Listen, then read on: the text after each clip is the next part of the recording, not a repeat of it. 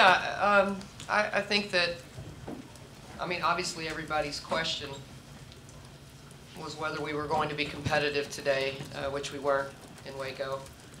I think that we definitely answered that, but a couple of things I thought, as I said outside on the radio, I think a couple of things really, I mean, I could pinpoint 2 or 3 things that were just glaring to me as a coach that we just couldn't get accomplished tonight. First thing was I thought our turnovers in the first quarter sort of kind of set us back a little bit, because I thought we were playing really well defensively, and we just got in too big of a hurry. Had 6 turnovers in the first quarter and then turned over 6 times the rest of the game.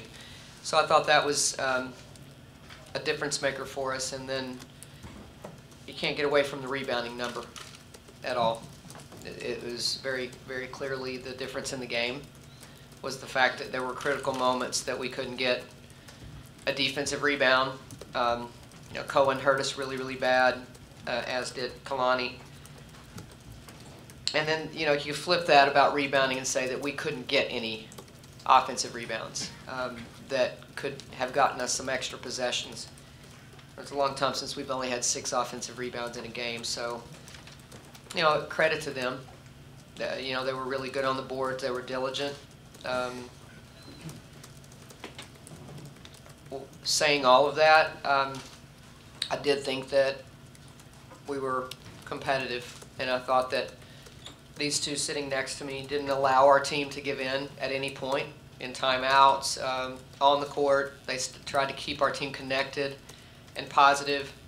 Can't say enough about these 2 sitting next to me, and I just can't believe that we've got one more home game with these guys next to us. So I thought that they both gave it everything they had, and you know, we just weren't good enough defensively or on the boards tonight.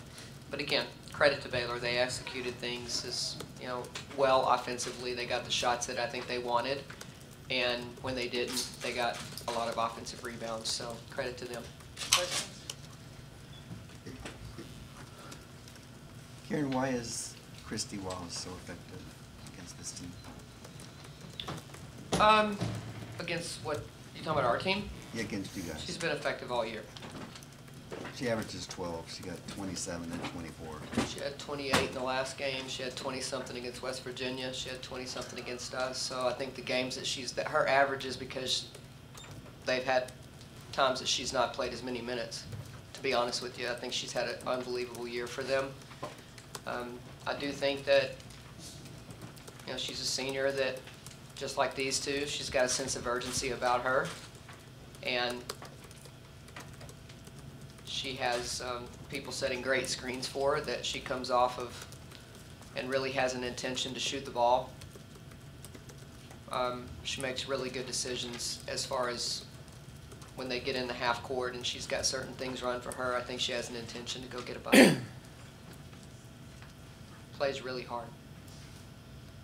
Did you think about double teaming her earlier, because you went to it late and it was kind of got the ball out of her hands, but she had already gotten a groove on by then? Yeah, we did. We talked about it in a timeout. We went to the trapping, not necessarily even full court, but even trapping in the half court on the on balls, and yeah, probably a little too late for that. But again, that takes an enormous amount of energy to play like that. I'm not sure. Considering that I didn't think our bench was great tonight, I think it would have been difficult to play like that the whole game. Karen, y'all were able to take that lead midway through the third with Brown on the bench, and then it seemed like you were about to make a run, and it just didn't turn out that way. You know, what do you think was the difference over those final 15 minutes that you guys just weren't quite able to get over the hump?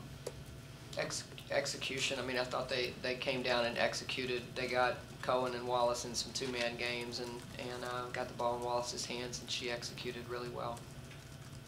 And then on the other end, again, we just didn't, you know, when we were pretty much one shot and out tonight. That's not a good feeling when you're, I mean, you know, if you're any player on a team or a coach, you can't just depend on making every shot.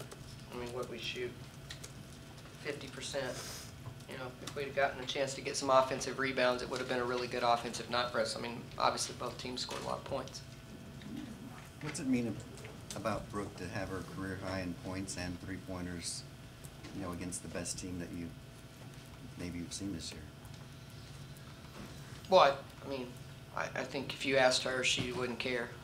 And she has an intention of trying to win. I don't think she cares how many points she scores. I mean, it's nice for her to see, and I think that she felt good in the Oklahoma State game also. I think she's starting to see the ball go through the net again, and I know that's a good feeling for a guard that can really shoot, you know, that it's starting basket's getting big for her again, and that's a good thing for us down the stretch. But again, I don't think she cares about any of that right now.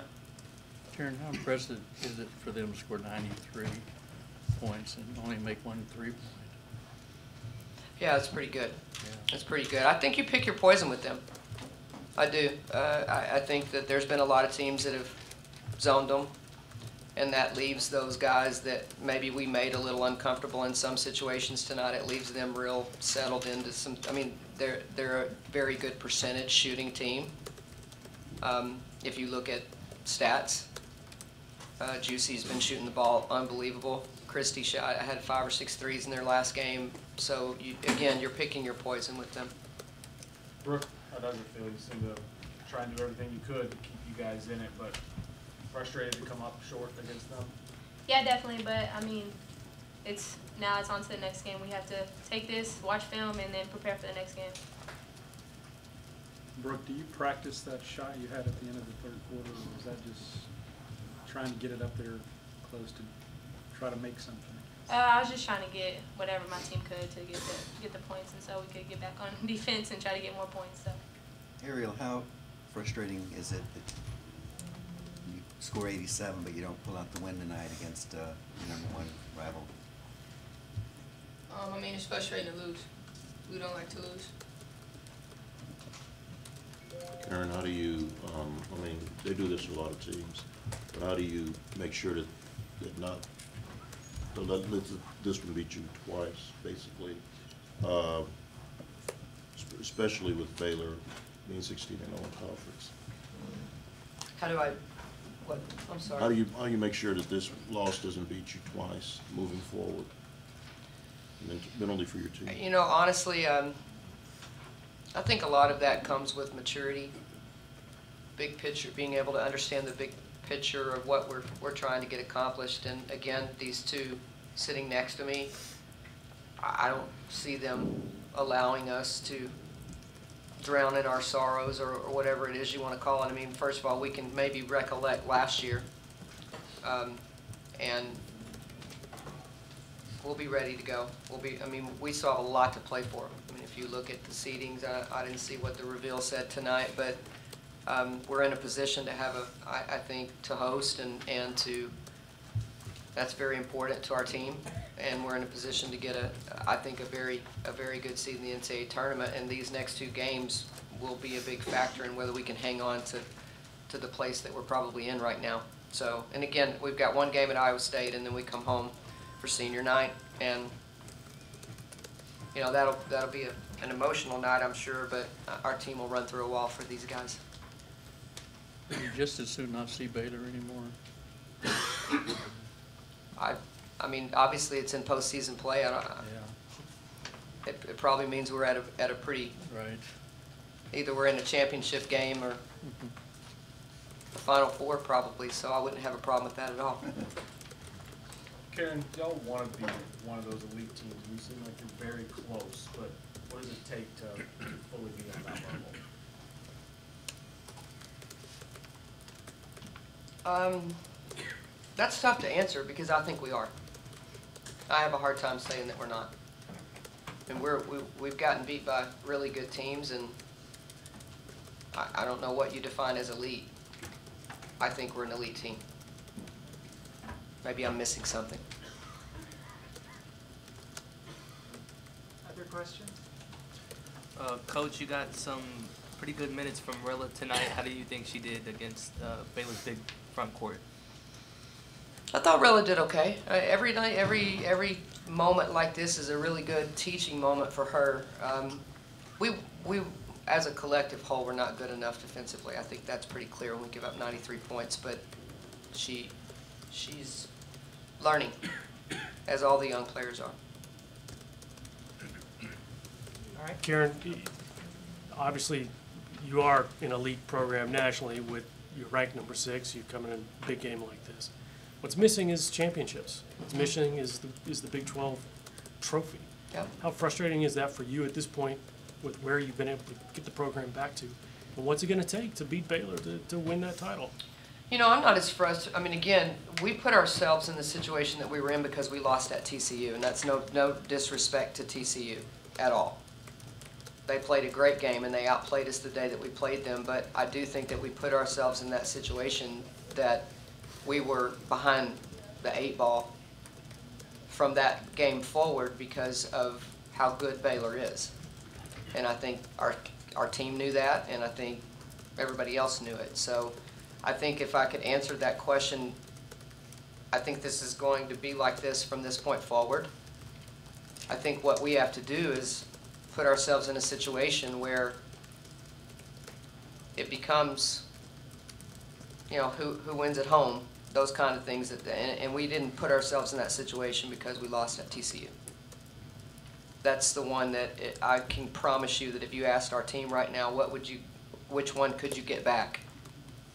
They would not say either one of these games. They would say TCU. And Brooke, do you feel more frustration or mad and eager to just keep this thing going?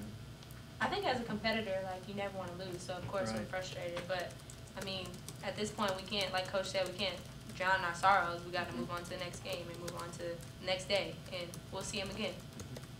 And Ariel and Brooke, as seniors, to lose a tough game like this, what is the energy or what is the attitude you present to your teammates, especially freshmen like Chastity? What are some of the things you say to them, or what are the things that you do just to keep the motivation up, keep the energy up after a tough loss?